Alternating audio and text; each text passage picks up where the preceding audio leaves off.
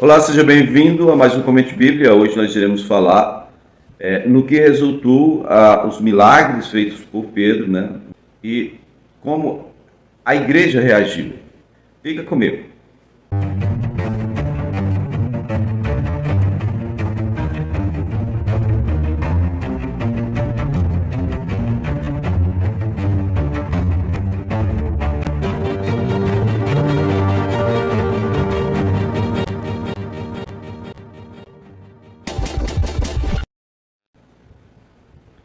Bom, o texto está na página 1156 da Bíblia em ordem cronológica e em Atos 11, do 1 ao 18, você vai ver aí o que acontece logo após a ressurreição de Dorcas, né, e da cura de Enéas, tá bom?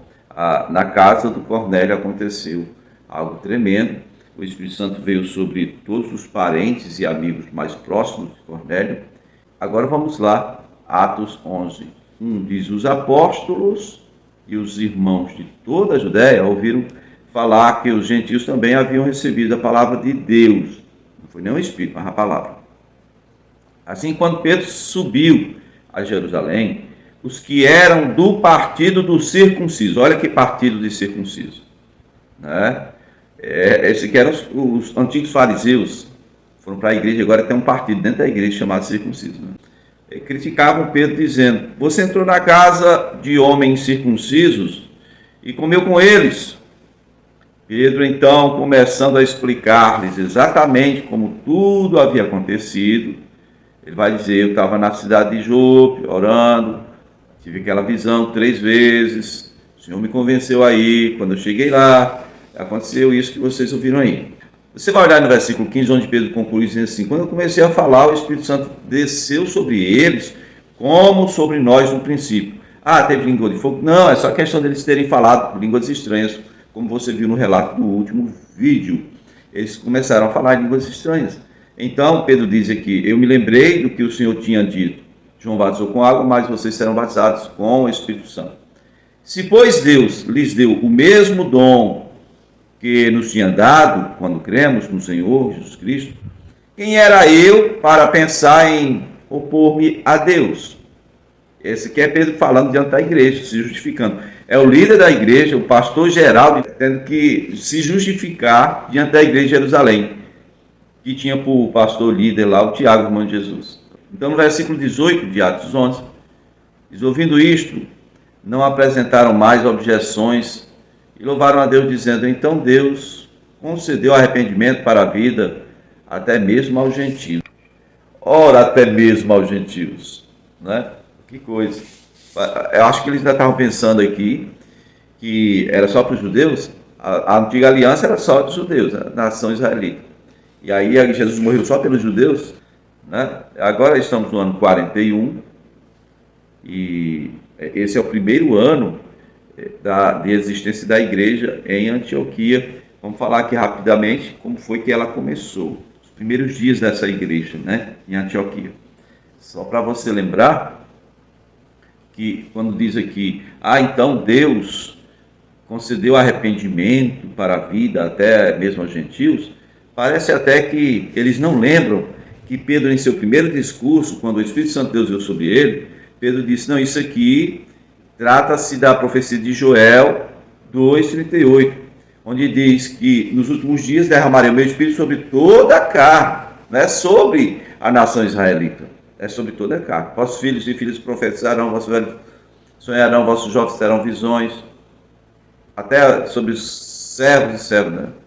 Derramarei o meu espírito. Então, aqui eles começam a entender.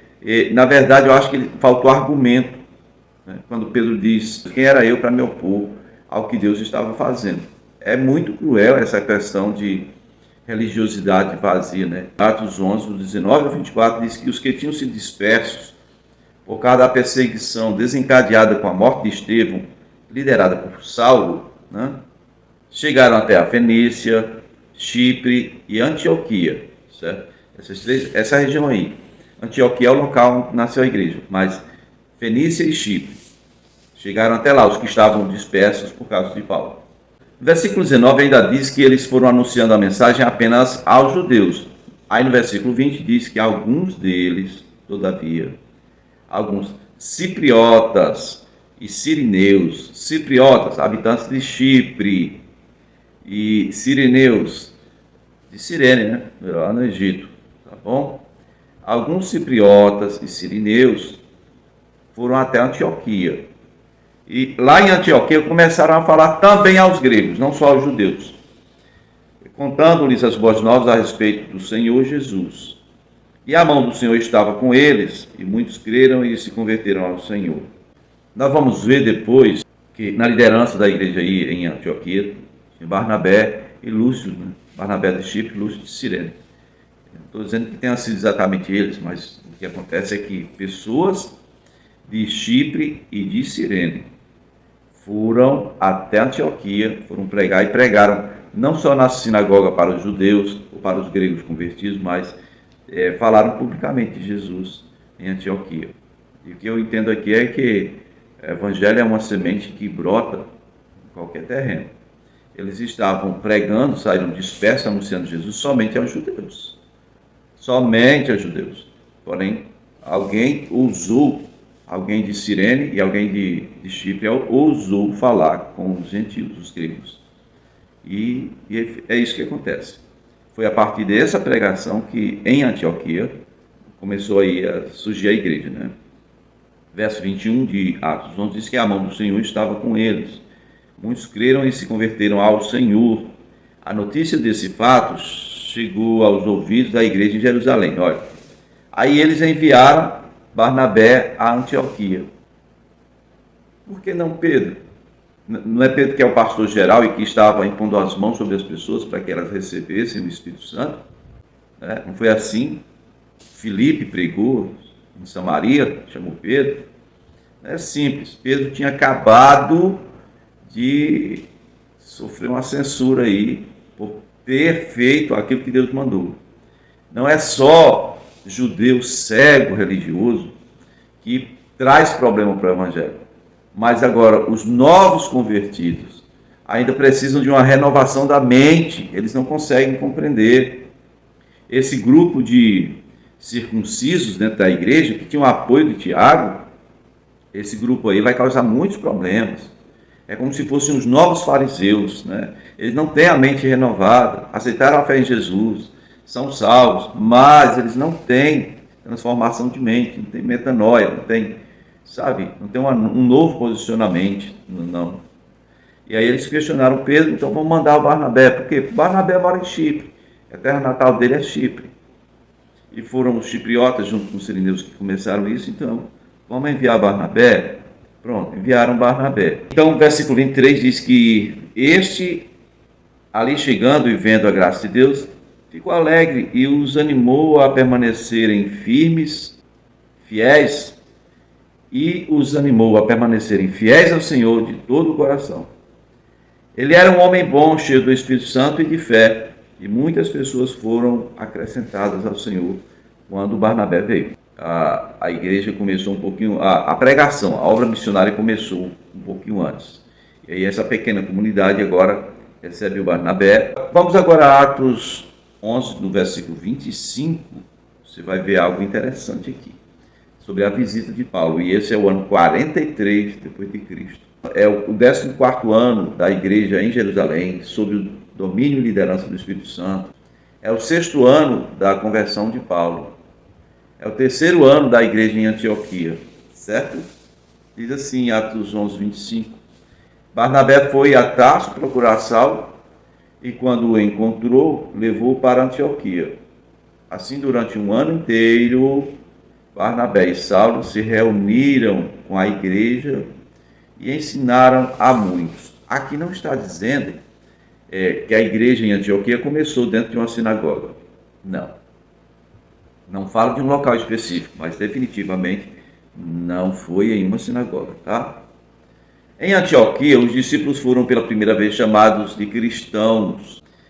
Cristão para nós dá a ideia de grande, cristão. Então, para nós seria complicado se fôssemos nós, aqui brasileiros, apelidando os discípulos de cristãos. Seria colocar eles como maiores do que Jesus, né? Tem Cristo e cristão. Então é porque lá é o contrário. Lá seria, eles tivessem apelidando os discípulos de cristinhos. Então, o apelido que eles colocaram, para você entender bem, seria, olha os cristinhos, os pequenos cristos, né? E o que é Cristo, gente? Cristo é enviado, é Messias, é ungido, né, de Deus, tá bom? Olha os pequenos ungidos, os pequenos cristinhos. Versículo 27 de Atos 11 diz, naqueles dias alguns profetas desceram de Jerusalém para Antioquia.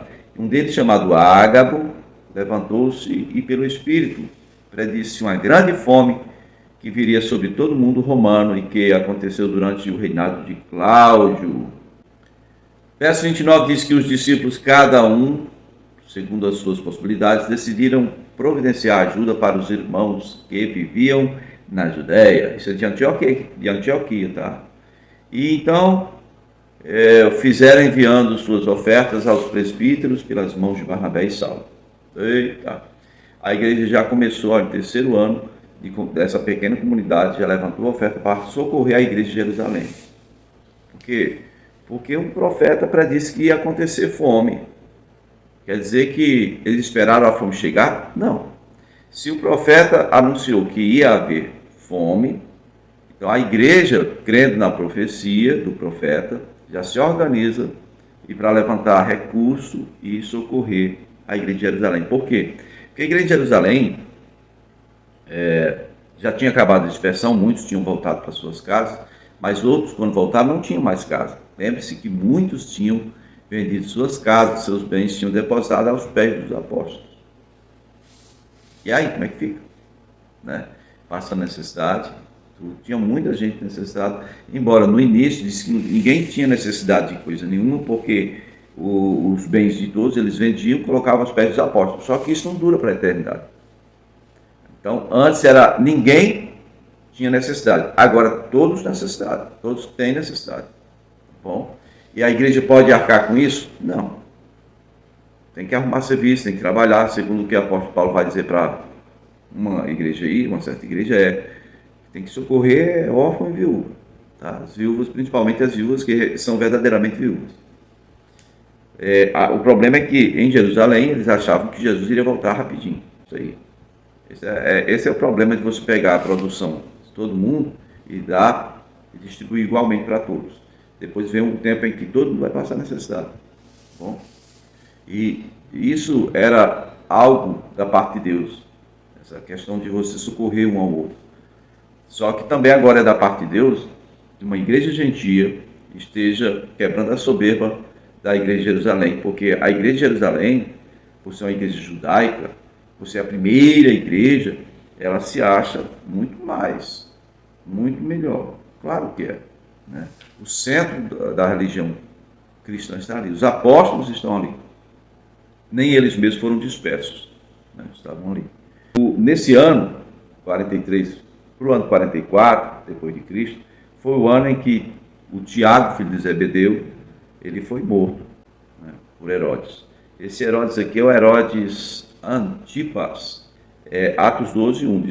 Nessa ocasião, o rei Herodes prendeu alguns que pertenciam à igreja com a intenção de maltratá-los e mandou matar à espada Tiago, irmão de João. E aqui o número de apóstolos cai para 11, né? Dessa vez Pedro não quis mais tentar completar. A outra coisa interessante para a gente encerrar é que Tiago vem de Iago, Iacov. O Tiago é a tradução de Jacó. Esse Tiago aqui era irmão de João, filho de Zebedeu. Mas o Tiago que está presidindo a igreja em Jerusalém é o irmão de Jesus, é o Jacó. Iacov. E ainda tem um outro, né, o Tiago menor aí, no grupo dos 12. Tem bastante Tiago. Gente, no próximo vídeo a gente dá seguimento. Valeu!